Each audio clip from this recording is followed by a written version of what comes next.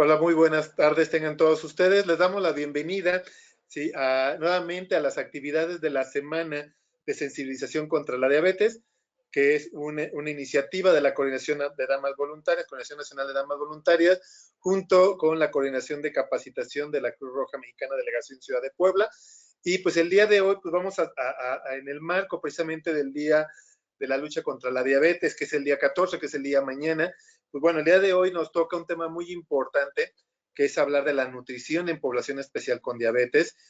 Ahorita le voy a ceder el micrófono a Isa Rodríguez para que nos dé la introducción, nos presente también a nuestro ponente, pero para nosotros es muy importante este tema porque habla precisamente de la nutrición en aquella población, aquí dice especial, pero que realmente es algo mucho más inclusivo, es hablar de cómo se maneja esta alimentación en adultos mayores, en niños, ¿sí? En personas que tienen cáncer o cualquier otro padecimiento que ya el doctor Ignacio Pérez nos hablará más a detalle, pero realmente es un tema muy, muy interesante y como secuencia de todo lo que hemos llevado a la larga de la semana, porque es viernes, estamos cerrando, pero recuerden que mañana todavía hay un webinar más, pero toda la semana pues ha ido paulatinamente tratándose diversos temas, desde las generalidades de la diabetes, el manejo emocional, los aspectos físicos, ¿sí? Y ahora pues estamos hablando precisamente de la población especial. Entonces, pues muchas gracias a todos nuestros voluntarios y voluntarias que nos acompañan el día de hoy.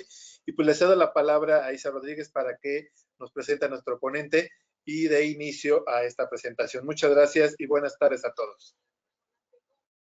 Muchas gracias, Juanjo. Pues buenas tardes, bienvenidos nuevamente a nuestra quinta sesión de la Semana de Sensibilización contra la Diabetes. Hoy les presentamos al licenciado en nutrición, el doctor Ignacio Pérez Zapatero, que además les voy a platicar un poquito de su currículum. Él tiene un seminario de actualización sobre nutrición y COVID, tiene un diplomado de educación a base de competencias, un diplomado en estrategias didácticas, cursos de capacitación y certificación de distintos, diplomado en alimentación en ciclos de la vida, curso de estrategias didácticas para el manejo de grupo, prácticas profesionales.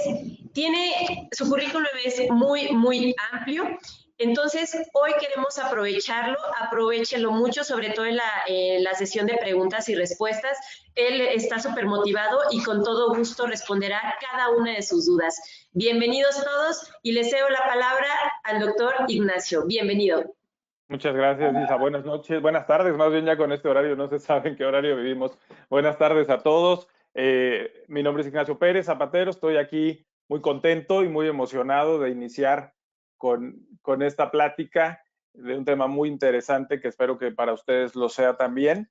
Estoy muy enfocado yo en la orientación alimentaria porque me encanta hacer este impacto en mis pacientes y en las personas que acuden a mí para algún tipo de orientación con la comida. Estamos hablando el día de hoy de nutrición, en poblaciones especiales con diabetes, pero hablaremos, como bien decían ahorita que me presentaban, hablaremos de generalidades que me parecen importantes porque tenemos como un poco complicado el concepto de diabetes y un poco con miedo lo vivimos y un poco como con falta de información. Entonces me interesa mucho que hoy platiquemos de esta parte de que no es tan complicado como parece y que todo va a estar bien en función de que nos aprendamos a cuidar. Entonces, me gustaría iniciar por qué es una población especial. Las personas que tienen condiciones de vulnerabilidad, como los rangos de edades o alguna patología en específica. Hoy hablaremos desde los niños hasta los adultos mayores. Entonces hablaremos de prácticamente toda la población. Vamos a hablar de todos, porque nadie debe quedar fuera. Me interesa mucho que esta plática sea una plática de mucha inclusión, en la que platiquemos de todos los aspectos, en la que platiquemos de todas las edades, en la que platiquemos de todas las posibles complicaciones que pudiéramos tener dependiendo el momento de vida que estemos viviendo. Entonces, vamos a simplificar la diabetes. Para mí lo más importante es que lo entendamos con mucha facilidad. Probablemente quien se haya estado conectando a los webinars anteriores pues ha estado escuchando constantemente de qué es la diabetes y cómo funciona y por qué es la enfermedad. Lo vamos a tratar de simplificar mucho para ver la manera de entenderlo de una manera muy sencilla. Entonces, la diabetes, yo les pregunto primero, y eso quiero que lo hagan como una reflexión personal. ¿Es una condición de muerte o es una condición de vida?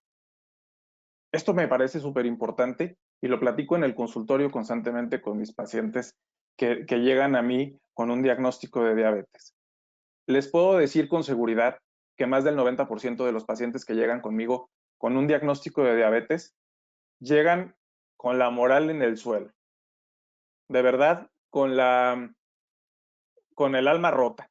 Así se los puedo decir de verdad. Llegan muy tristes y llegan y me dicen, ya me dijo el doctor que tengo que tomar como 15 pastillas. Ya me dijo el doctor que si no me cuido me voy a morir en 10 años. Y entonces, hasta las lágrimas hemos podido llegar muchas veces en el consultorio por esta situación que muchas veces lo vemos como una condición de muerte. Porque todo mundo es bueno para decir, no hombre, ¿cómo crees? ¿Tienes diabetes? Híjole, mi abuelita se murió de eso. Mi hermano se murió de eso. Mi vecino se murió de eso. Es bien difícil la diabetes. Tenemos muy marcado y muy estigmatizada esta parte de que la diabetes es igual a la muerte. Y esto no debe de ser así. Para mí lo más importante es este cambio de chip en la cabeza de mis pacientes. La diabetes la debemos de ver como una condición de vida. ¿Por qué? Porque hay que aprender a vivir con ella. Como todos sabemos, la diabetes es algo que no se quita. Es una enfermedad que no es reversible, que ahí se va a quedar con nosotros acompañándonos toda la vida. Entonces debemos de empezar a cambiar desde ese punto. Cuando yo veo la diabetes como una condición de muerte, en ese momento me voy a poner un freno mental que me va a generar, dentro de todas las cosas que yo les puedo decir, una negativa constante ante la vida. Y entonces ya para qué me cuido si de todos modos tengo diabetes y me voy a morir. No, pues voy a disfrutar, me voy a tomar la coca, de todos modos me voy a morir. No, pues si a mí me gustan las gorditas, pues me las como, pues de todos modos me voy a morir. Y eso es porque estamos tomando esta parte de la condición de muerte. Si yo le cambio la perspectiva y estoy tomando la diabetes como una condición de vida, entonces voy a decir, ok, ya la tengo, ya me tocó. Muchas veces es un factor hereditario el que me tocó. A veces es porque nosotros no nos cuidamos, obviamente. A veces es porque así nacimos, porque hay dos tipos de diabetes, lo sabemos, diabetes tipo 1 y tipo 2. Y entonces, pues no sabemos por qué nos tocó. La situación es que ya nos tocó. Tengo esta condición de vida, pues entonces debo aprender a vivir con ella. Y es muy sencillo aprender a vivir con ella. Yo les digo a mis pacientes en el consultorio, es más fácil que saliendo del consultorio te atropelle un coche y te mueras, a que te mueras por no cuidarte teniendo diabetes. Cuidarte teniendo diabetes es algo muy sencillo, pero el error y el problema es que ahora tenemos tanta información en las redes sociales y en el vecino de al lado que nos empiezan a bombardear de cosas que a veces ni siquiera son ciertas. Me han llegado pacientes que me dijeron que no coma ni de broma papaya, que jamás en la vida vuelva a tocar una manzana. ¿Pero por qué? No, pues que porque sabe muy dulce. Hay un montón de cosas que nos van a marcar la pauta para hacer correctamente o incorrectamente mi alimentación. Y de esto vamos a platicar hoy, de simplificar estas situaciones para que no sea nada complicado. Entonces, vamos a ver. Hay 8.6 millones de personas en México padeciendo diabetes. Esto según la encuesta nacional de salud y nutrición del 2018. 8.6 millones de personas, muchísimas personas están padeciendo diabetes en México. Si sumáramos los pacientes que no están diagnosticados, probablemente llegaríamos a casi 12 millones. Este es un estudio que se hizo en la UNAM en apenas 2019. Y entonces está pues, bastante grave. 12 millones de mexicanos padecen diabetes. Y entonces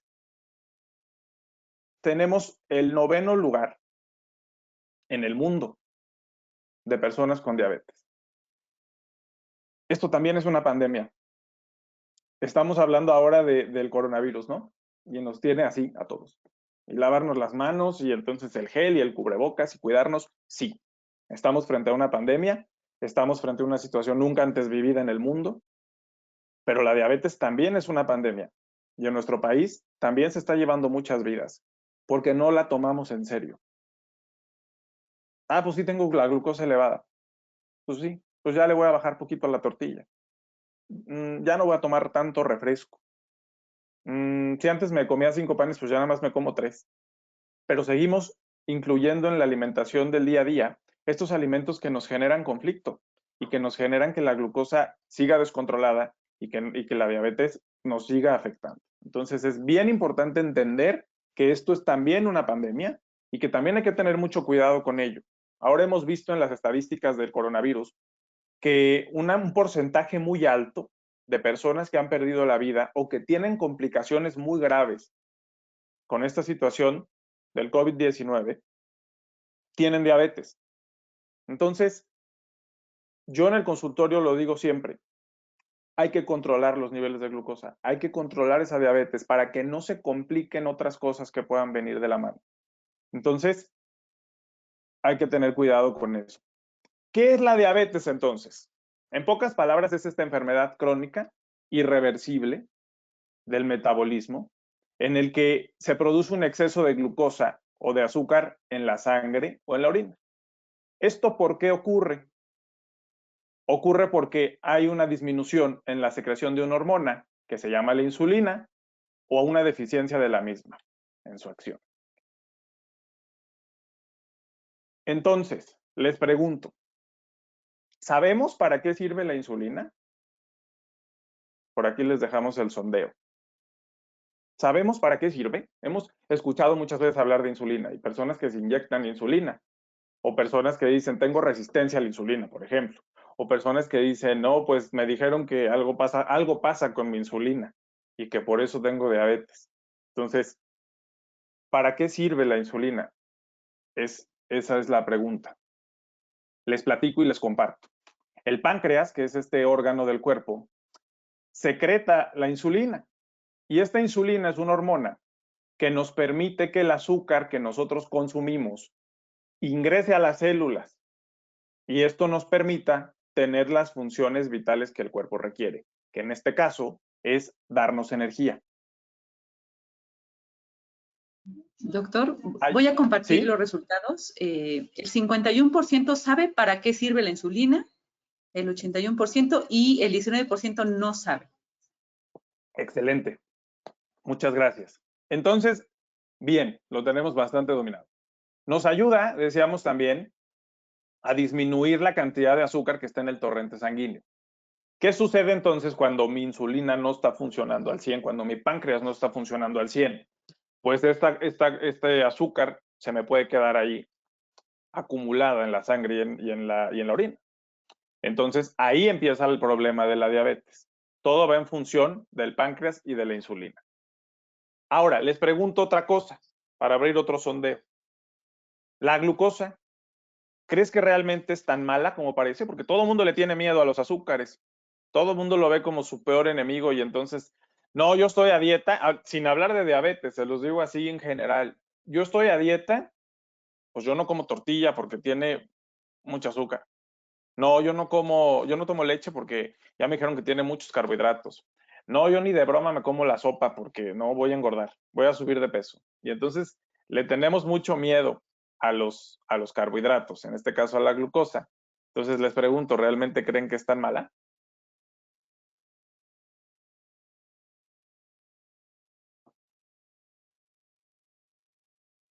El 12% cree que la glucosa es mala y el 88% cree que no es mala. Gracias. Perfecto, muy bien. Gracias. Efectivamente, pues no es tan mala como parece. Es un azúcar que nos sirve para tener energía. He tenido la oportunidad este ciclo escolar de impartir la materia de vida saludable, ahorita que estamos con todas estas reformas educativas, y entonces les cuento a mis alumnos que hay tipos de nutrimentos. Y los hidratos de carbono, que son los carbohidratos o su nombre común, que son los azúcares, nos sirven para tener energía. Entonces les digo, no hay que pelearnos con los carbohidratos, no hay que tenerle miedo a los carbohidratos, porque en el momento que yo dejo de consumir carbohidratos, mi cuerpo ya no tiene energía. Hay pacientes que llegan conmigo y me dicen, es que me dijeron que tengo diabetes. Dejé de comer sopa, dejé de comer tortilla, ya no como bolillo, ya no como pan, ni de broma me tomo un vaso de agua fresca. ¿Y cómo te sientes? Fatal. Me duele la cabeza, me mareo, ya me desmayé, estoy descompensado todo el tiempo, no me siento nada bien. Obviamente esto sucede porque nuestro cuerpo necesita esa energía. Y la energía viene de este azúcar que estamos consumiendo. Ahora hay que saber cómo consumirla. Y ahorita es lo que vamos a platicar. Esta glucosa se absorbe en el torrente sanguíneo, donde ingresa a las células con ayuda de la insulina y entonces ahí tengo energía en el cuerpo. Entonces, fíjense bien, vamos a platicar de los factores de riesgo de la diabetes.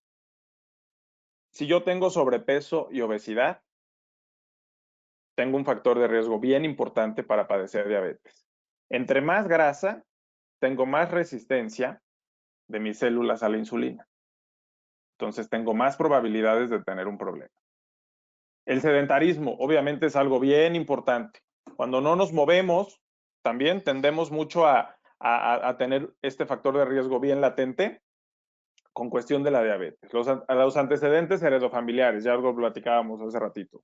Si yo ya tengo un familiar que padece o padecía de diabetes, muy probablemente yo lo traigo ya en mis genes. Esta información genética ya la traigo ahí guardada. Yo les digo lo siguiente, de nosotros depende si esa información la dejamos dormida en el cuerpo, pero también depende de nosotros si la queremos despertar y la despertamos rápido. Hay personas que a una edad muy corta empiezan a padecer la situación de la diabetes y la diabetes tipo 2 va muy de la mano con los hábitos de alimentación. Sí lo detona eso, sí lo detona el sobrepeso y la obesidad. Entonces es muy importante que, si se fijan, ahorita nos vamos a ir dando cuenta que se entrelazan los factores de riesgo. La edad es otro factor de riesgo. Diabetes gestacional, cuando una mamá que está embarazada presenta diabetes, hay un porcentaje muy alto de un 35, un 60% de mamás que tienen diabetes gestacional que pueden padecer diabetes tipo 2 después de haber tenido su bebé. Pero todo depende de los hábitos de alimentación que tengamos. La hipertensión también es otro factor de riesgo y por último las dislipidemias, que son este aumento en los triglicéridos y el colesterol. Vamos a platicar de recomendaciones dietéticas. ¿Yo qué les puedo recomendar en general al hablar de diabetes? Lo primero es incluir todos los grupos del plato del buen comer. Nuestro plato del buen comer, que es una maravilla, 100% mexicano, que dice cómo comer, en qué cantidades y por qué para que nuestra dieta sea correcta y saludable. Tiene 3 colores principales, y esto seguramente lo han escuchado miles de veces, así que lo vamos a repasar muy rápido. Los colores son verde, amarillo y rojo, igual que en un semáforo. En el semáforo el verde es el SIGA, y aquí ubicamos las frutas y las verduras. El SIGA es el color que nos invita a pasar por ahí. Entonces, muchas frutas y verduras es lo que se recomienda. Pero hay muchísimos mitos. Que si el plátano nos hace que se nos suba la glucosa, que si entonces no comas mango, que si entonces la papaya, que si entonces la manzana, porque está muy dulce al paladar y entonces no comas ni de broma ya fruta. Ahora he escuchado mucho esta parte de después de las 6 de la tarde ya no comas fruta porque entonces te engorda más. Y entonces una serie de mitos con las frutas y las verduras que lo único que hacen es querer desacreditarlas, pero en realidad deben convertirse en nuestros mejores amigos para un buen control de la diabetes. ¿Qué hay que revisar en las frutas y en las verduras? Porque obviamente no podemos consumirlas todas con libertad. Existe una situación especial con la glucosa que no nos permite comer todo lo que quisiéramos y como quisiéramos. Hay una cuestión que se llama índice glucémico. Esto lo vamos a platicar ahorita más adelante y se los voy a explicar a detalle. Y les voy a compartir unas listas también de alimentos con los índices glucémicos más altos y bajos para podernos dar una idea de qué sí comer y qué no comer. Porque es muy fácil decir, ok, frutas y verduras todas. No, no todas.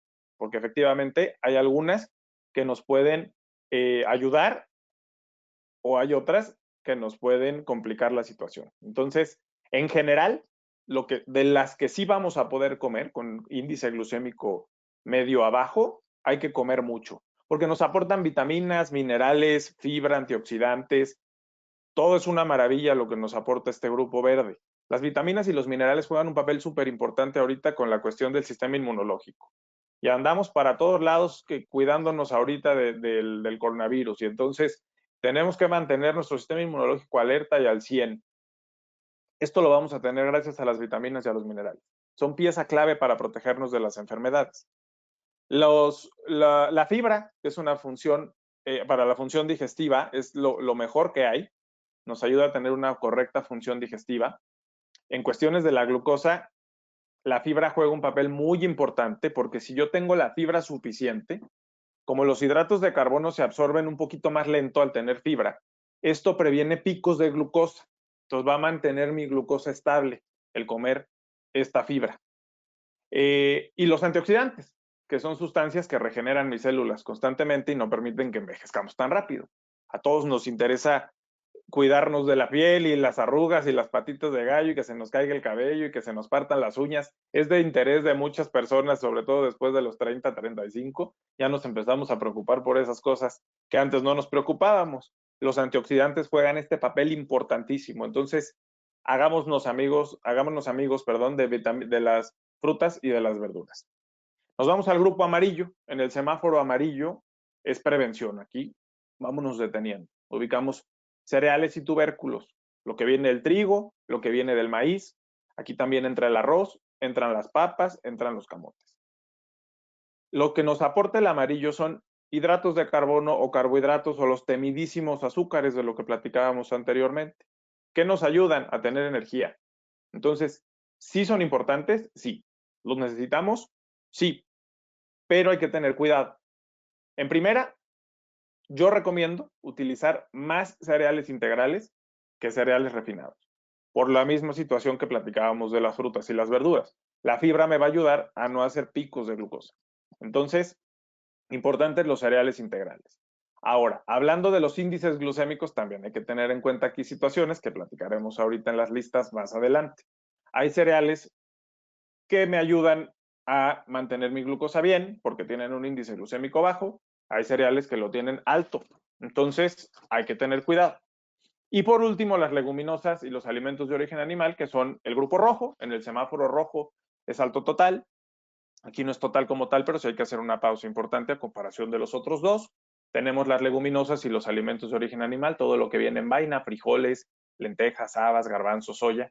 Alimentos de origen animal, como su nombre lo dice, todo lo que viene de los animales. Estos nos están aportando proteínas y grasas.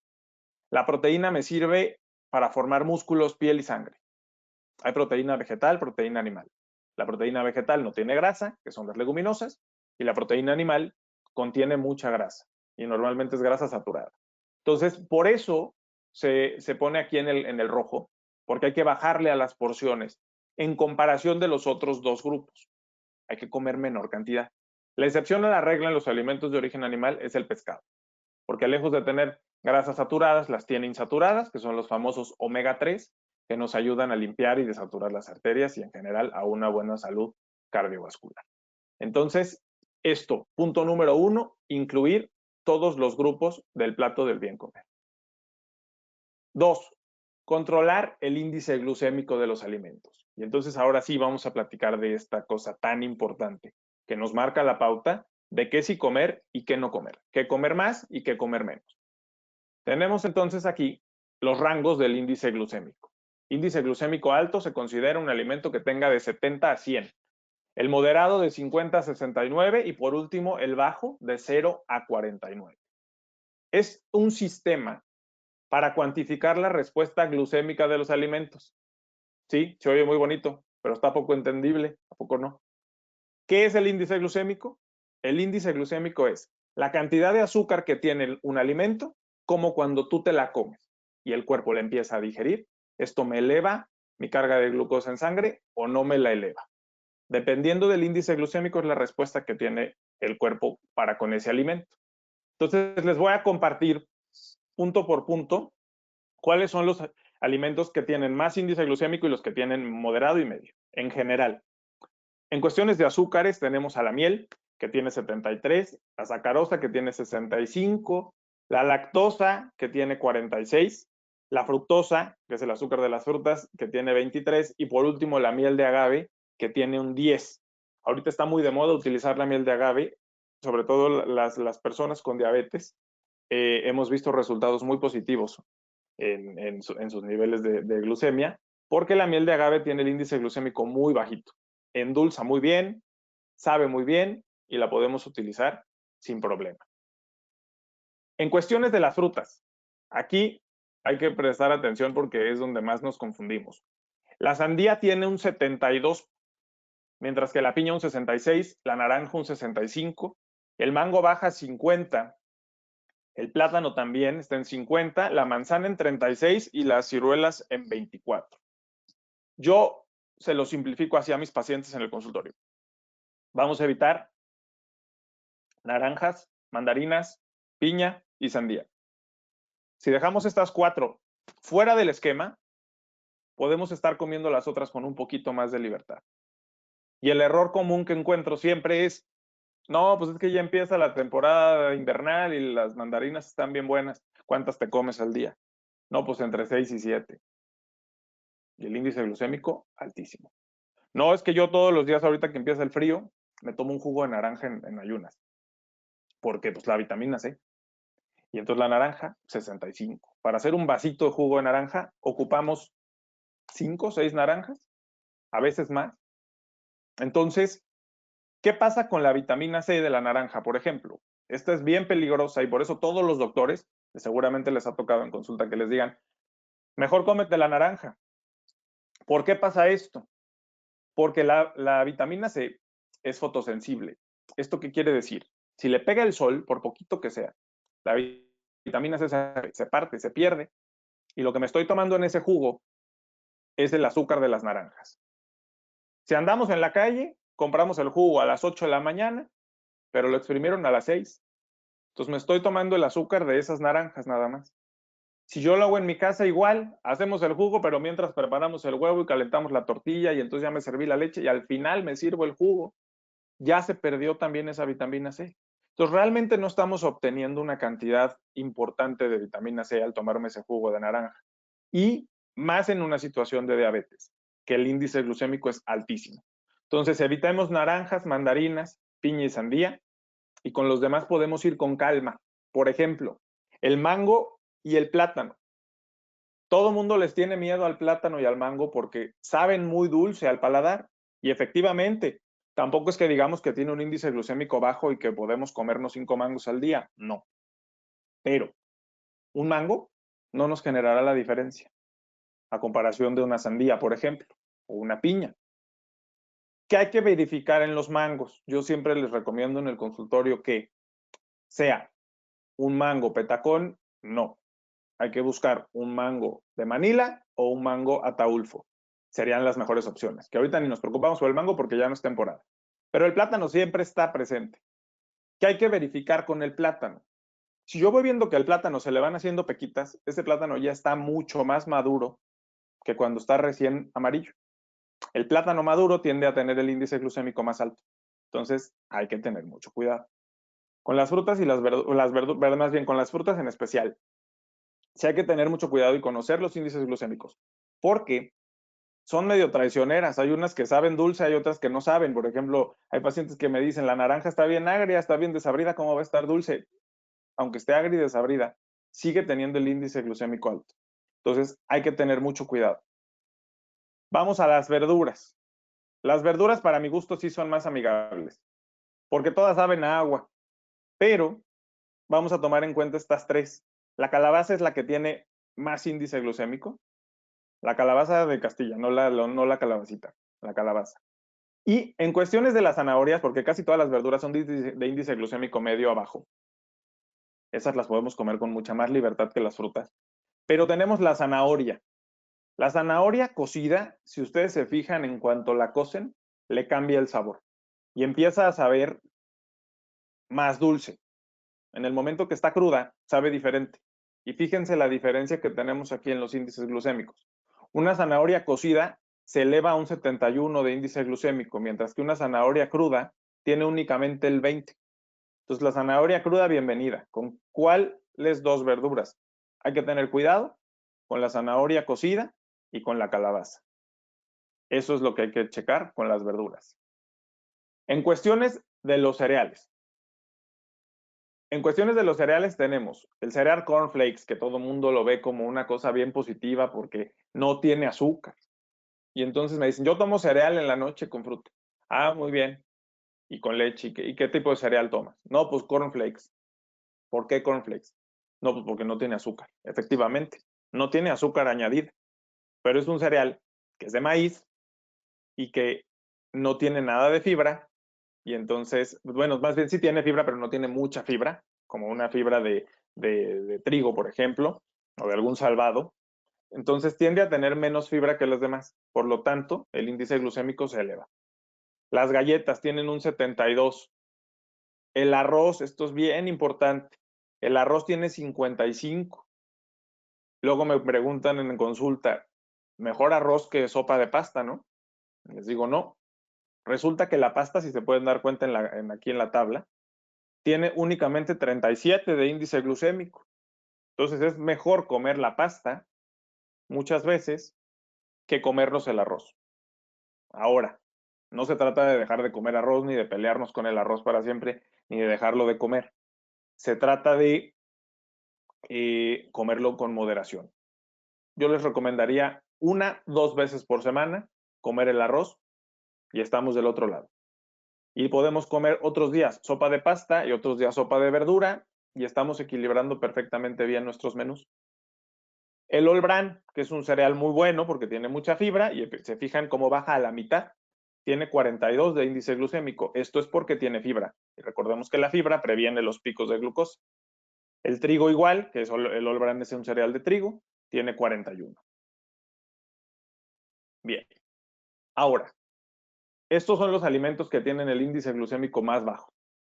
Salvado de trigo, como les decía, la leche, el yogur sin azúcar, las leguminosas, frijoles, lentejas, habas, garbanzos, el durazno en cuestiones de las frutas, la pera, el kiwi, la manzana, las verduras de hoja verde oscuro, por ejemplo, las espinacas, las acelgas, el jitomate y la zanahoria cruda. Estos son los alimentos del índice glucémico más bajo, que podríamos comer con mayor libertad. Me dicen mis pacientes, entonces me puedo comer 4 manzanas al día, no debería haber mayor problema. Si nos comemos 2 rebanadas de piña, tendríamos mucho más problema. Entonces, hay que tener mucho cuidado con el índice glucémico porque eso nos va a marcar la pauta de cuánto comer y cómo comérnoslo. ¿Qué les recomiendo evitar? Evitemos los alimentos con azúcares refinados y las grasas saturadas. Empanizados, capeados y fritos. Haciendo a un lado los empanizados, capeados y fritos, podemos comer perfectamente todo lo demás. No se trata de comer todo a la plancha y al vapor. Yo lo digo constantemente, es bien aburrido. Ni yo como nutriólogo lo hago. Comer todo asado cansa. Entonces, buscar las preparaciones saludables que me permitan comer lo más normal posible va a garantizar el éxito de mi proceso. Por ejemplo, vamos a comer un bistec entomatado. Y entonces muchos pacientes me dicen, pues sí, pero ya tiene tomate en la salsita que estoy haciendo. No es suficiente. Si yo al entomatado le pongo nopales, voy a garantizar que tenga más fibra mi platillo, por lo tanto, menos pico de glucosa, por lo tanto, mi glucosa mucho más controlada. Pero si le pongo papa, la papa está en el grupo amarillo. El amarillo son los carbohidratos. Esos carbohidratos en exceso se me van a acumular y me van a hacer elevar la glucosa. La papa y el elote son 2 del grupo amarillo que son muy malentendidos porque todo el mundo dice que es verdura. Pues ya comí papas, pues ya la hice con las verduras. O ya me comí una sopa de elote, ya comí verdura. Este está en el amarillo por la cantidad de carbohidratos, estos 2 que contienen. Entonces, el exceso de estos carbohidratos en automático me van a elevar mi glucosa. Por eso hay que tener mucho control y mucho cuidado. Entonces, hasta aquí con las generalidades de la diabetes. Vamos a hablar en particular de las poblaciones especiales. Tenemos aquí la diabetes infantil. Y como se van a dar cuenta ahorita que estemos platicando, van a ir viendo que las recomendaciones dietéticas como tal no distan mucho de lo que platicamos hace ratito. Todo va en función de controlar índices glucémicos, de bajar de peso, de no estar consumiendo azúcares en exceso. Sí, todo va en función de esto. Pero quiero darles aquí unos pequeños tips para estas poblaciones especiales, porque ahí sí hay diferencias entre cada uno. Tenemos la diabetes infantil. ¿Los niños deben dejar de comer carbohidratos? Esta es una pregunta que me hacen constantemente en el consultorio. ¿Deberían dejar de comer carbohidratos los niños? ¿No puede comerse una paleta de vez en cuando? Pues miren, normalmente la diabetes infantil es diabetes tipo 1. Es una diabetes con la que los niños ya nacen y entonces las personas que tienen diabetes tipo 1 normalmente son insulinodependientes. Entonces todo el tiempo están con su insulina. Aquí con los niños me parece importante platicarlo con el doctor, con el médico del niño. ¿Por qué? Porque a lo mejor una vez no está mal que se coma una paleta de hielo, porque son niños. Todo va a estar en función del control de glucosa que tengamos. Cómo está manejando las glucosas el niño, qué comió en ese día que pudiera comerse de postre la paleta, para que no tengamos un nivel de prohibición espantoso en el que el niño crezca con esa frustración y ese trauma de no poder comerlo nada, pero más bien que empiece a hacer esta conciencia de qué sí, qué no y cuánto y cuándo, para entonces así lograr un estilo de vida saludable. Las recomendaciones que yo les doy son estas. Los niños deben tener una alimentación variada y equilibrada. Esto es bien importante. Me dicen mis alumnos, no, profe, es que yo ya estoy cansado de que mi mamá todos los días tiene arroz, pollo, lechuga y jitomate. Arroz, pollo, lechuga y jitomate, arroz, pollo, lechuga y jitomate. Para mí el significado de una ensalada es lechuga y jitomate. El significado de una comida saludable es arroz y pollo, arroz y pollo, arroz y pollo. Todos los días, pues claro que se cansan. Entonces, la alimentación variada juega un papel muy importante. Y yo voy a lo mismo, comida normal. Que hicimos albóndigas, sí se vale, vamos a ponerle muchas verduras. Hicimos caldo de pollo, caldo de res con muchas verduras. Hoy vamos a comer el bistec entomatado, pónganle nopales. No le gustan los nopales, pues pónganle calabacitas. Vamos a comer unos tacos de bistec, pues unos nopalitos asados en salsita para acompañar el taquito. Siempre buscar el equilibrio y siempre buscar que sea variado, para no cansarlos, porque al final del día son niños. Si nosotros como adultos nos cansamos, mucho más ellos. 2, vamos a monitorear la glucosa antes y después de las comidas. Esto nos va a marcar la pauta perfecta para saber qué sí puede comer y qué no puede comer. ¿Por qué? Porque nos va a dar la tranquilidad como adultos de saber que los estamos cuidando. Hay muchas personas que me dicen, no, yo ya no sé qué hacer. Se come los dulces escondidas. Y entonces va y abre el refrigerador y se come el helado de los hermanos. Y les digo yo, pues claro, porque es un niño. Porque si siente esta prohibición, lo prohibido es lo que llama la atención. Entonces, por supuesto, va a ir a comerse eso.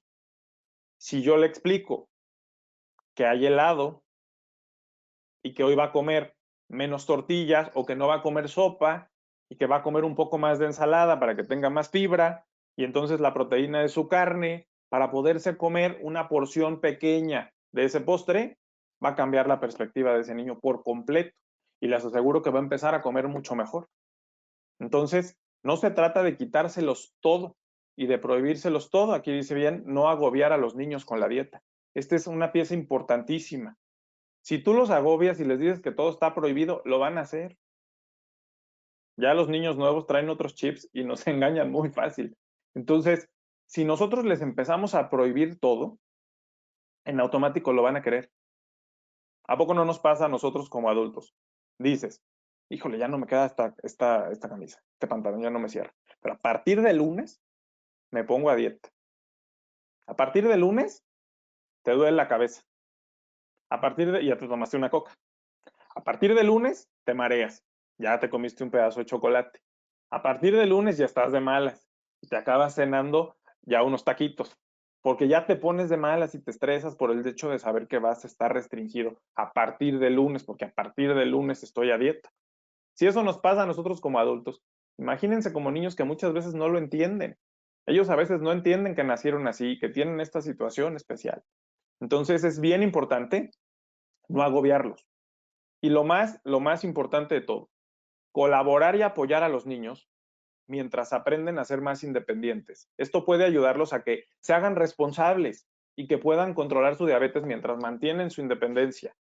Esto es clave, es una pieza muy importante. El apoyo familiar, el sentirse acompañados, el sentirse que pues es normal y es una condición, como les decía al inicio de la plática, es una condición de vida, es algo con lo que te tocó vivir y con lo que nos tocó vivir a todos alrededor tuyo, porque vamos a aprender. Y eventualmente pues también es hacer equipo. Si yo sé que el helado de chocolate no le hace bien y el doctor y el nutriólogo ya me dijo que no le dé, pues mejor no lo compramos. Y les decimos a los demás, oigan, y si cambiamos por otro postre, y si buscamos la manera de comernos, no sé, una gelatina, vamos a ver una nieve de agua, algo diferente que no nos genere tanto conflicto en cuestión de calorías, de índice glucémico y de azúcares. Entonces, apoyar como familia a los niños es la pieza fundamental para que ellos empiecen a hacer de esto un estilo de vida que gradualmente los lleve a mantener una diabetes bien controlada. Si nos vamos al adulto mayor, nos vamos a los otros niños de la familia. Nadie me puede decir que no. Nuestros adultos mayores, nuestros abuelitos, son niños con autoridad. Se vuelven niños. Y entonces están de pleito todo el tiempo. Se emberrinchan. Yo quiero comer eso. Pero no puedes, pero yo lo quiero. Pero es que no te hace bien, pero a mí me gusta. ¿Y cómo le decimos que no si al final del día son nuestros papás o son nuestros abuelos? Se convierten en niños con autoridad. A los que no tan fácil le decimos como un niño, te callas y te sientas, esto es lo que hay de comer. Hay veces que sí, y eso es muy triste, porque sí vivimos una realidad en nuestro país en el que la cultura del adulto mayor pues nos lleva mucho a esta parte del abandono y de no tratarlos bien y de efectivamente tratarlos como niños cuando al final del día pues por ellos estamos aquí. Entonces, me parece un rango de edad y una población especial muy importante con la que platicar, porque hay que tomarles consideraciones también, y muchas. La dieta, salvo que la persona adulto mayor presente otra enfermedad, no difiere de la del individuo joven, no es muy diferente, pero constituye una parte fundamental en el control de su enfermedad. Es bien importante su dieta. Cambiar sus hábitos dietéticos que están de toda la vida. Imagínense una persona de 75 años que llegues y le digas, es que ya no te vas a poder comer tus 5 tortillas, nada más te vas a comer 2, nos va a querer sacar los ojos. Si por más de 60 años, por más de 70 años a veces, han estado comiendo las tortillas que quisieron. Entonces supone un reto bastante complicado, pero se debe intentar realizar siempre, porque así obviamente controlaremos la glucosa y tendremos una disminución drástica de todas las complicaciones. Todo está en ponernos a dialogar. Y así como les decía del apoyo familiar con los niños, con los adultos mayores no es la excepción. También les invito a hacer un trabajo familiar muy, muy fuerte. Si yo sé que a mi abuelita le encantan los postres y sé que le estoy haciendo daño porque su glucosa se le va a elevar, pues entonces mejor no hay que llevar postre a la comida. Vamos a comernos otra cosa. Si yo sé que la sandía no le hace bien, pues no pico sandía y la pongo como botana para empezar a comer. Si yo sé que el agua de piña no le hace bien, pues mejor no hacemos agua de piña. Al final del día, lo que ellos vean es lo que se van a comer. Y la verdad que no está padre que yo me esté tomando la coca y voltee a señalar con el dedo y decirle, tú no puedes porque tú tienes diabetes. Eso no lo debemos hacer. Debemos hacer un cambio de hábitos general. Y toda la familia, o los que están cerca de ellos, deberían unirse a este reto de cambiar los hábitos de alimentación. En las recomendaciones, fíjense bien de dieta con los adultos mayores con diabetes. Debemos ser flexibles, aquí se los pongo hasta en negrito. Debemos ser muy flexibles, porque ellos ya vivieron muchos años y ya saben qué les gusta y qué no les gusta. Entonces sí debemos empezar como a mediar un poquito y ayudar, a ver, yo te propongo esto. No, a mí no me gusta así, bueno, entonces te lo propongo de esta manera. Ok, bueno, puede ser, vamos a probar. Vamos a buscar la manera. Hay que apegarnos a sus gustos culinarios. Si le gustan los frijoles y le fascinan, y ya me dijeron que el índice glucémico de las leguminosas no es alto, pues le doy sus frijolitos. Vamos a buscar la manera. Me topé hace semanas en el consultorio con un paciente que me decía, es que a mí no me gustan los frijoles de la olla y tú me pones frijoles de la olla aquí en la dieta. Y entonces, ¿cómo te gustan? Pues a mí me gustan chinitos que se los pueden barrar una tostada. Pues tan sencillo, se cocen los frijoles de la olla, se muelen y te quedan igual. Quedan chinitos, se los embarramos a la tostada y al taco y listo. Sin problema, tuvimos revisión apenas el lunes, bien, todo bajo control. Se comió los taquitos de frijol sin problema. Y por último, revisemos la disponibilidad que tengan las personas mayores para conseguir estos alimentos. Muchas veces están solos, muchas veces no hay quien los acompañe, y entonces si nos ponemos muy complicados con lo que tienen que comer y ellos no lo pueden conseguir, es difícil.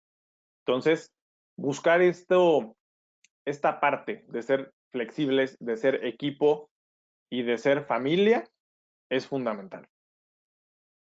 Vamos a las personas que padecen de cáncer, diabetes y cáncer.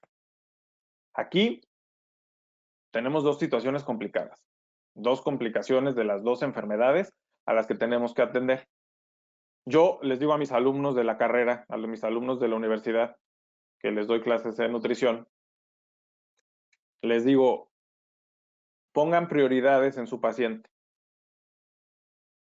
Profe, pero es que tiene diabetes. Sí tiene diabetes, pero también tiene cáncer. Entonces, vamos a valorar cómo está el paciente. Muchas veces los tratamientos del cáncer, quimioterapias, radioterapias, etcétera, provocan náuseas y provocan malestar general, y entonces el paciente no puede comer muchas cosas. Entonces hay que primero enfocarnos en esta parte. Hay que prohibirle al paciente que se desnutra. Es lo que tenemos que garantizarle siempre. Entonces hay que variarle sus menús. Hay que darles un menú apetecible, que se les antoje. Alimentos al vapor, hervidos a la plancha, al horno, porque esos van a garantizar que los alimentos sean inocuos, es decir, que no les hagan daño, porque cualquier infección es oportunista con el cáncer. Comer despacio para favorecer su digestión. Comer en pequeñas cantidades, fraccionar preferentemente en 5 tiempos.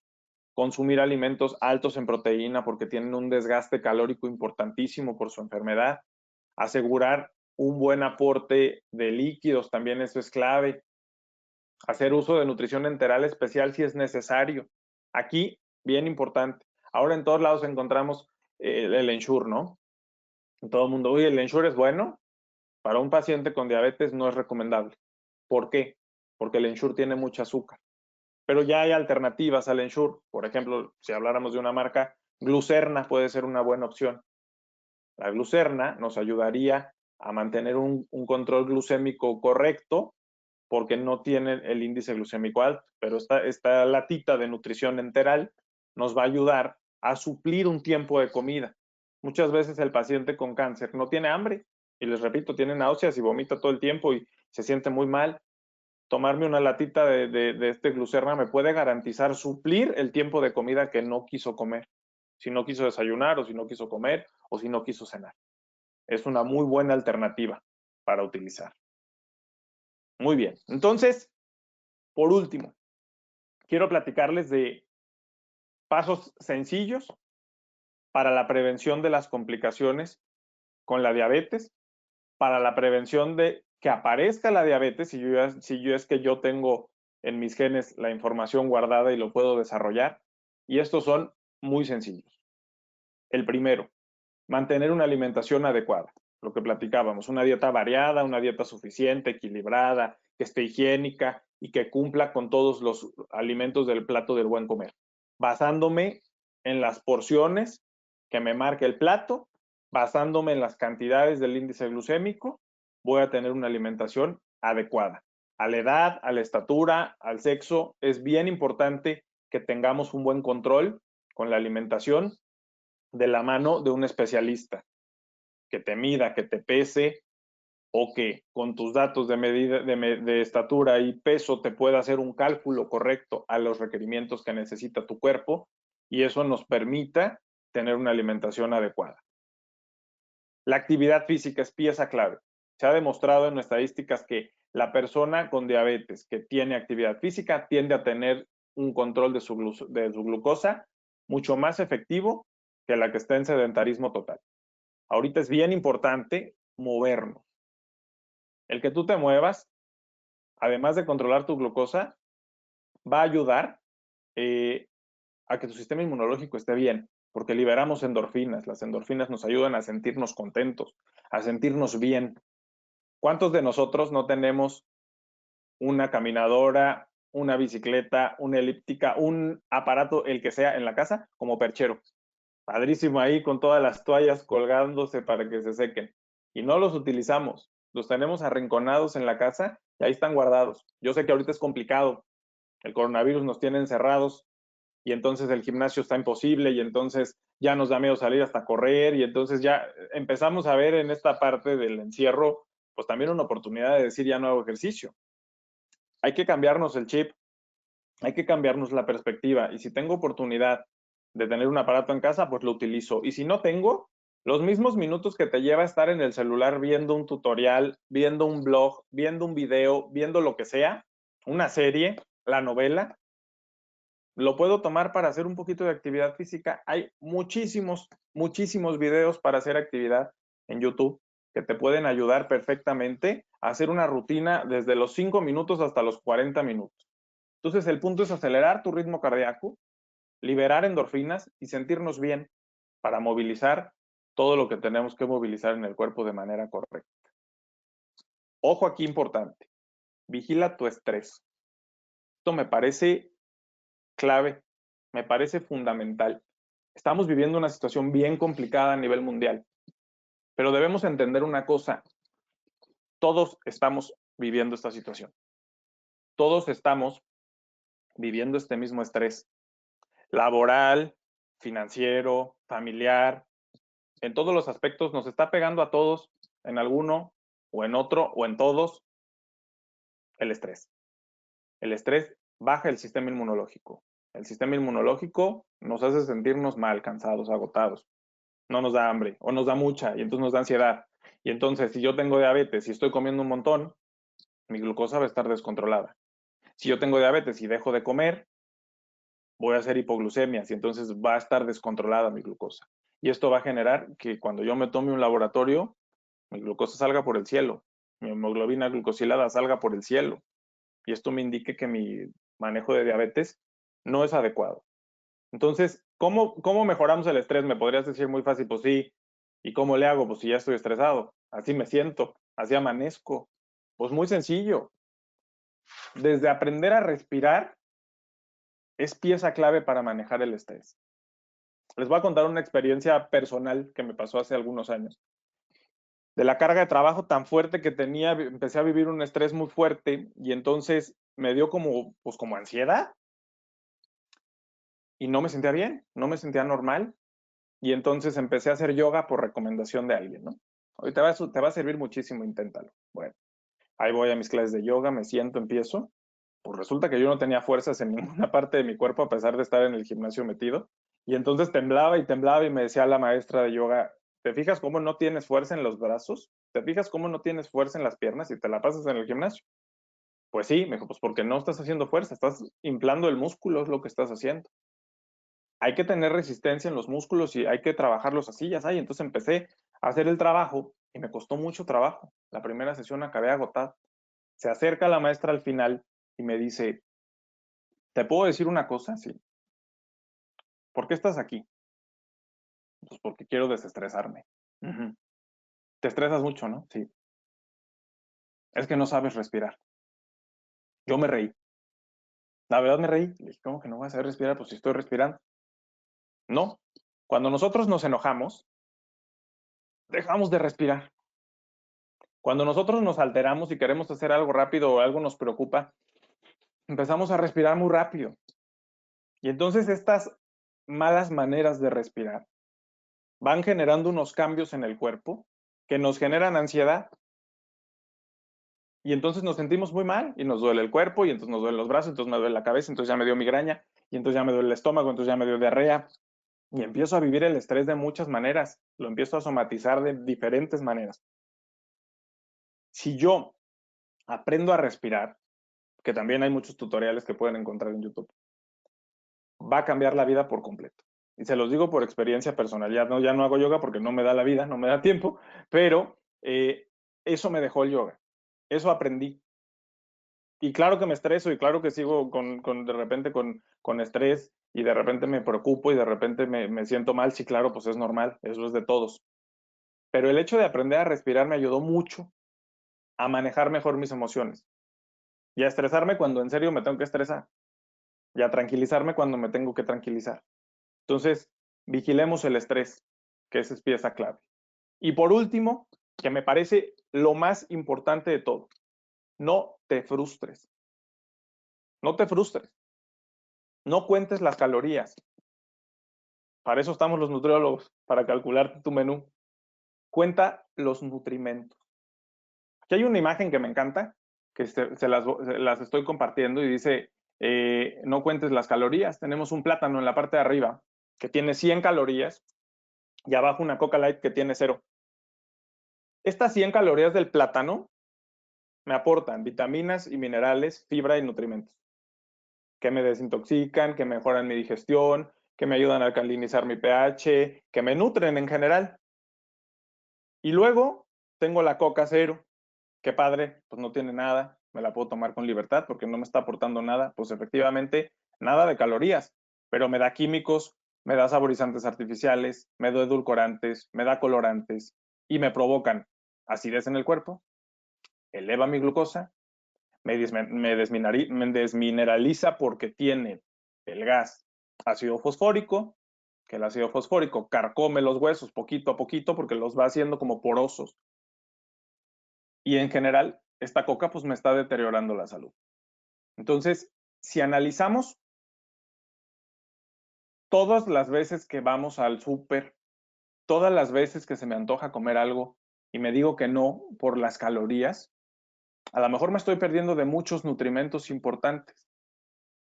Hay que ser selectivos, yo lo digo siempre en el consultorio. Hay que aprender a seleccionar bien, pero para aprender a seleccionar bien, yo debo saber qué alimentos me hacen bien y qué no me hacen bien. Hoy hablamos de los índices glucémicos que me parecen muy importantes. Hablamos de la fibra que me parece también muy importante. Hablamos de vitaminas, de minerales. Ya tenemos una pequeña noción sobre lo que me hace bien y lo que no me hace tanto bien. Entonces, hay que aprender a ser selectivos. Les voy a poner un ejemplo muy rápido. Vamos a la plaza. Bueno, ahorita ni vamos a la plaza porque ya hasta nos van a poner en semáforo rojo seguramente otra vez. Pero antes, cuando no había esta situación de la pandemia, pues íbamos a la plaza, ¿no? Y entonces pongo dos ejemplos, las donas de Krispy Kreme y pongo los helados de Nutriza.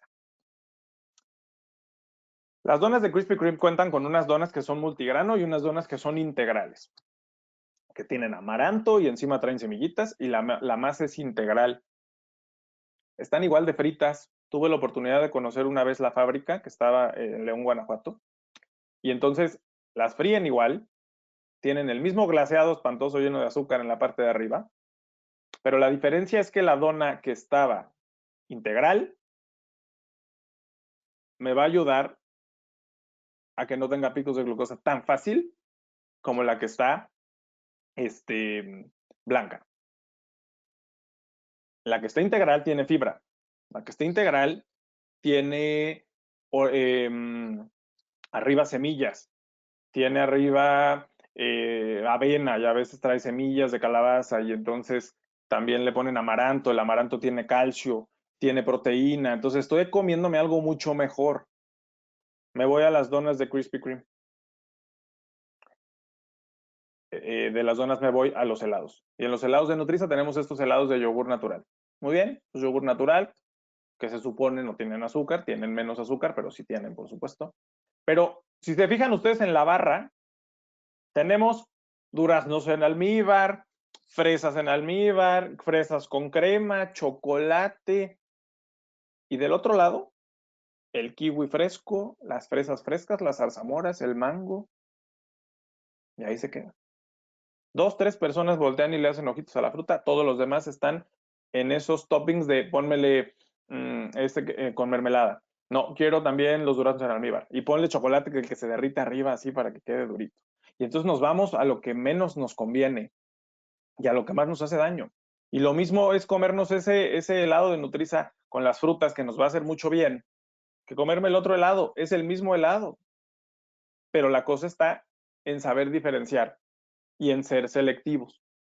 Entonces, lo mismo pasa con todo lo demás, con las bebidas. Hoy me decían uno de mis alumnos en la mañana, y si tomo agua de frutas, pues que no, la fruta también tiene azúcar. Pues claro, pero si te tomas el agua de frutas contra un refresco, el refresco además de tener azúcar, tiene gas, tiene ácido fosfórico, entonces los huesos, y entonces ya empieza a haber una serie de repercusiones mayores por no ser selectivos. Entonces, la clave está en seleccionar bien para tener un éxito en nuestro proceso y en nuestro tratamiento. Entonces, mi último consejo, así se los digo, no se frustren. Sean selectivos, no cuenten calorías, mejor contemos los nutrimentos que me están aportando. Perfecto. Pues hasta aquí sería todo de mi parte. Les agradezco mucho su atención y espero que haya sido de utilidad la información que les comparto el día de hoy. Muchas gracias, doctor. Muchas gracias por la verdad muy interesante. Creo que entramos a una parte de preguntas y respuestas. Laura, no sé si nos puedas apoyar. Creo que tú nos apoyas en esta parte. Claro que sí, con gusto.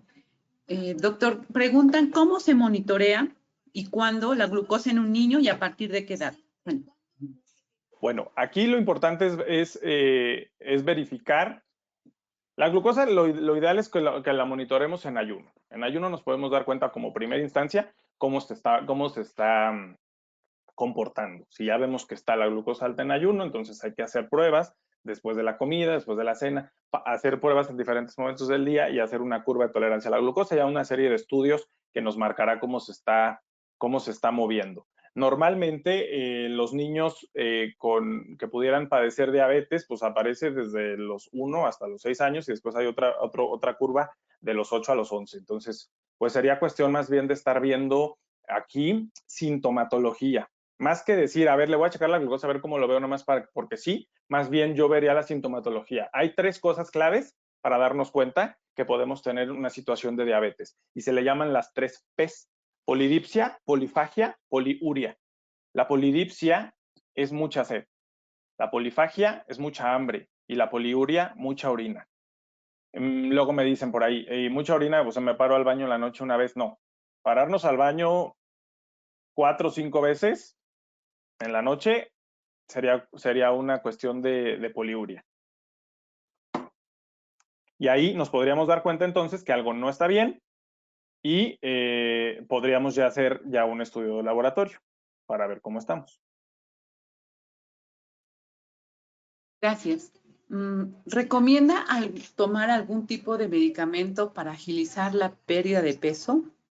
No, yo soy bien enemigo de los medicamentos para agilizar la pérdida de peso. La verdad es que considero que atrofian el metabolismo, lo atrofian dramáticamente. Y entonces, cuando yo me dejo de tomar la pastilla, porque hay miles de pastillas y hay miles de cosas, y nos lo dicen que es como natural y como que está padrísimo y no pasa nada. En el gimnasio me pasaba muchas veces cuando iba, que no estábamos en pandemia, que iba al gimnasio y me decían los entrenadores, oye, que la carnitina, bla, bla, bla. Pues sí es parte de las proteínas, sí es cierto, sí es verdad, es natural. Pero al final del día es un químico lo que me voy a meter porque ya está en una pastilla. Cuando yo me estoy tomando la carnitina, sí, muy padre, la pérdida de grasa y todo, se acelera el proceso, sí.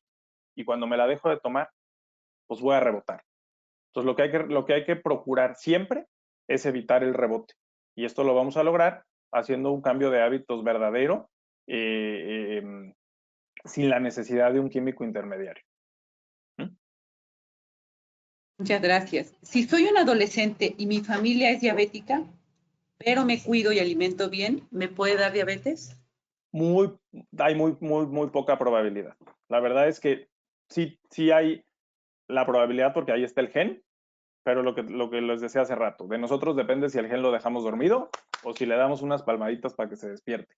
Si yo me cuido, no va a haber problema, no debe haber ningún problema. Hay muchas familias que tienen abuelos, papás y 4 de los 5 hermanos con diabetes, y el uno que se cuida no tiene problema mayor. Entonces, no es ley que todos se tengan que enfermar, eso es una realidad.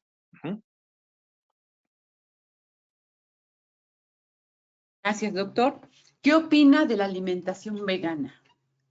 Bueno, es bien importante tomar en cuenta muchas cosas con la alimentación vegana. Ahorita ya existen un montón de suplementos a tomar, pero se necesita de empastillarnos mucho. Yo, en lo particular, no soy muy fan de este tipo de dietas porque el cuerpo requiere de todo. Por algo están todos los grupos de alimentos y existen todos los grupos de alimentos, las proteínas, los carbohidratos, las grasas, las vitaminas, minerales. En la alimentación vegana, todo se concentra más en cantidad de fibra, hidratos de carbono, proteína vegetal, que es una proteína de menor valor biológico que una proteína animal. Y entonces, aquí la necesidad primordial del paciente es suplementarse. Entonces, ¿qué he visto yo con los pacientes que son veganos y que entran a este estilo de vida, porque es un estilo de vida al final del día? Pues que tienen que tomarse como 6 o 7 pastillas y entonces se toman la proteína en polvo y entonces ya no disfrutan la comida porque ya no pueden comer nada. Y entonces, como no como carne, pues me hago una malteada de proteína en la mañana. Y entonces, como ya no tomo leche, pues entonces ahora me tengo que hacer la leche especial de almendras, pero la leche de almendras pues tiene poca proteína en realidad en comparación de la leche de vaca, y entonces tengo que comerme no sé cuánto de frijol y entonces lentejas, y entonces aparte me tomo 3 o 4 pastillas en la noche para mejorar la absorción, y ya empieza a ser una cosa bastante complicada. Entonces, no estoy en contra, por supuesto, porque cada quien tiene derecho a elegir lo que mejor le convenga, pero sí considero en mi experiencia que es algo bastante complicado de llevar. Muchas gracias, doctor. ¿Qué opina y qué tipo de alcohol, sobre el consumo de alcohol para las personas diabéticas y qué cantidad se puede tomar? Bueno, aquí lo que yo recomendaría es que no tomáramos alcohol, porque todas las bebidas alcohólicas tienen el índice glucémico bastante alto. Si hablamos de índices glucémicos, la que menos tiene índice glucémico sería el whisky. Entonces, tomarnos un whisky con agua mineral pudiera ser una buena opción para tal vez tomarnos 1 o 2 copitas y listo. Hablar de tequila, hablar de vodka, de brandy, de ron, es hablar de un índice glucémico altísimo que nos puede estar generando un aumento en la glucosa muy fuerte, y además los acompañamientos que le damos a estas bebidas. Porque, por ejemplo, tomamos el vodka con jugo de uva, con jugo de piña, entonces el índice glucémico altísimo, altísimo, altísimo. Entonces, la cerveza, por ejemplo, la cerveza es pura levadura. ¿Qué pasa con la levadura? Pues es puro carbohidrato, y entonces ese carbohidrato nos va a estar haciendo que se eleve la glucosa.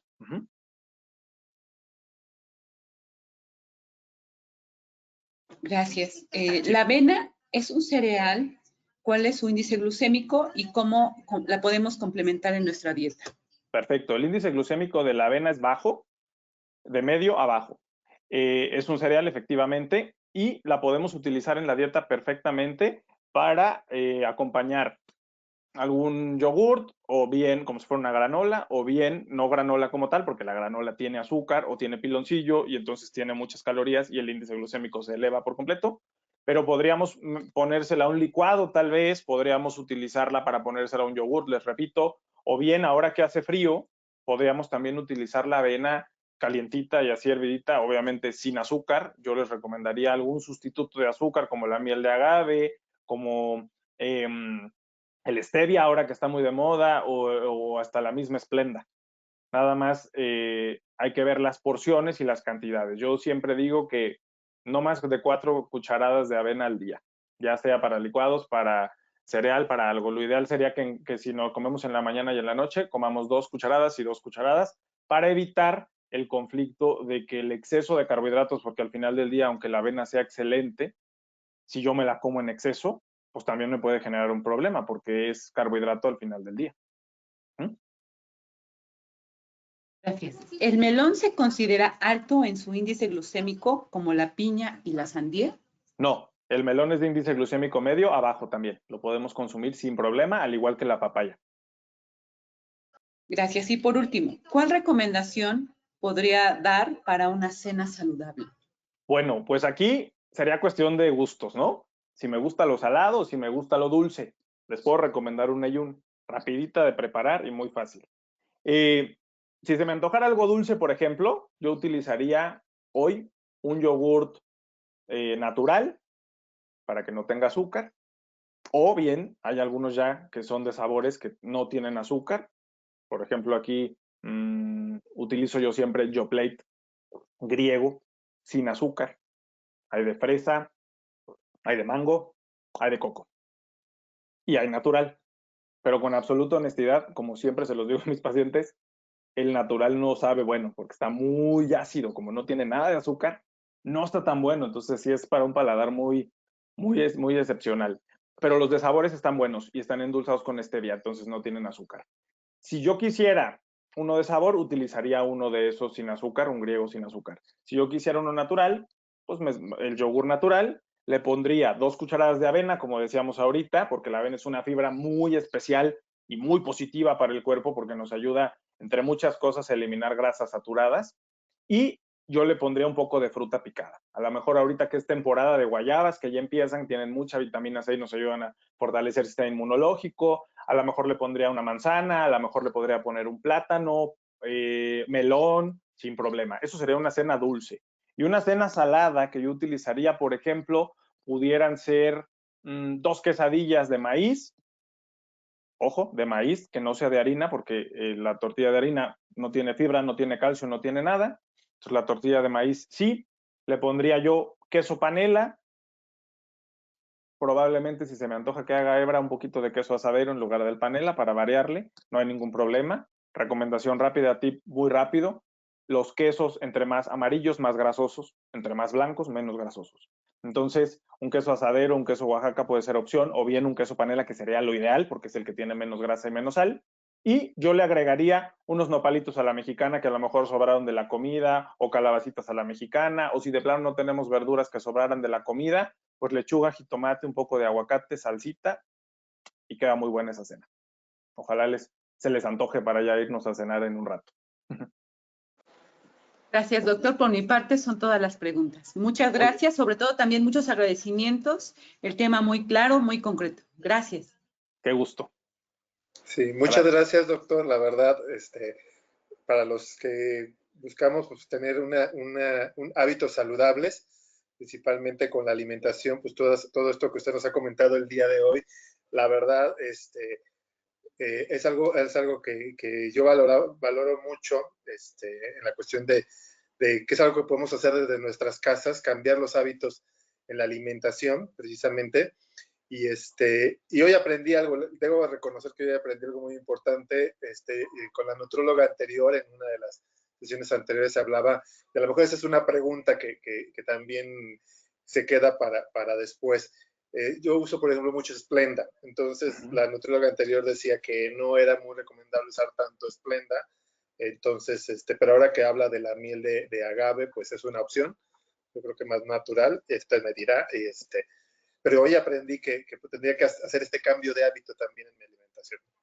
Así es, voy a retomar un poquito sobre el Splenda porque a lo mejor hay dudas ahí al respecto porque sí es algo muy común. El Splenda en realidad, si lo comemos en exceso, es donde empiezan los problemas. No es tan recomendable, obviamente, porque es un químico, efectivamente, pero la miel de agave es 100% natural y es muy buena y ahora ya es de muy fácil acceso, anteriormente no.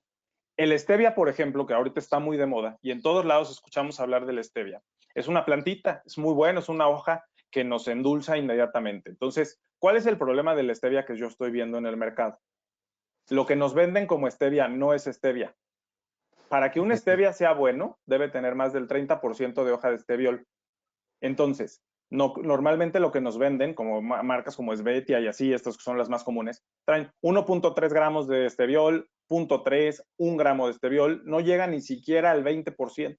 Entonces, para que un stevia sea bueno, tiene que ser orgánico, 100% natural, bla, bla, y eso eleva muchísimo los costos y es muy complicado de conseguir. Pero la miel de agave a mí me parece una excelente opción, sobre todo para los pacientes que tienen diabetes. Perfecto, pues muchas gracias, doctor. Y pues agradecerle, la verdad, nos pudimos quedar más horas hablando de todo esto, la verdad. Es un tema muy, muy interesante, que da mucho de sí. Yo creo que en el futuro, en otras sesiones, pues tendremos el gusto de invitarlo a que nos acompañe para otras sesiones. Y pues bueno, recordarle a nuestros amigos que nos están viendo que el día de mañana cerramos precisamente nuestro ciclo de conferencias virtuales con motivo de la semana de sensibilización contra la diabetes.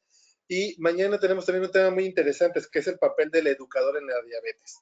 De hecho, esto tiene también mucho que ver con el papel que jugamos muchas veces los voluntarios de la Cruz Roja cuando trabajamos en los programas de salud comunitaria, en donde nos toca precisamente trabajar con ciertos grupos, con ciertas personas vulnerables o con cierta población específica y tratar estos temas. Entonces también mañana vamos a hablar sobre este papel que juega en la educación, precisamente el educador en la diabetes, y que creo que también tiene, yo retomo algo que usted también tocó en su presentación. Muchas veces la familia también se convierte en estos educadores en la diabetes.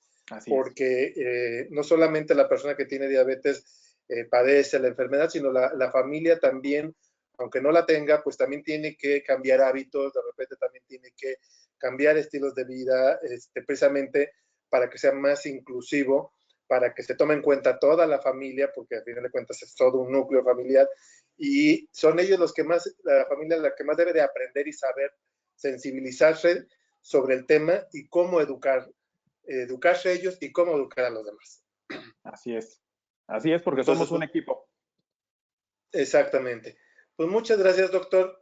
Doctor Ignacio, queremos agradecerle. De hecho, le vamos a entregar un testimonio de gratitud virtual. Ahorita ya después se lo haremos llegar de manera física, el cual es emitido, bueno, por la Coordinación Nacional de Damas Voluntarias, que entregamos este testimonio de gratitud al licenciado Ignacio Pérez Zapatero, por la Semana de Sensibilización contra la Diabetes en el marco del Día Mundial de la Diabetes. Y firma nuestra presidenta nacional, la señora Carmen Lebrija de Zuinaga, presidenta nacional de las Damas Voluntarias, quien me pidió hacerle llegar a usted su agradecimiento y obviamente sus consideraciones y respetos por este tema tan importante que nos está dando.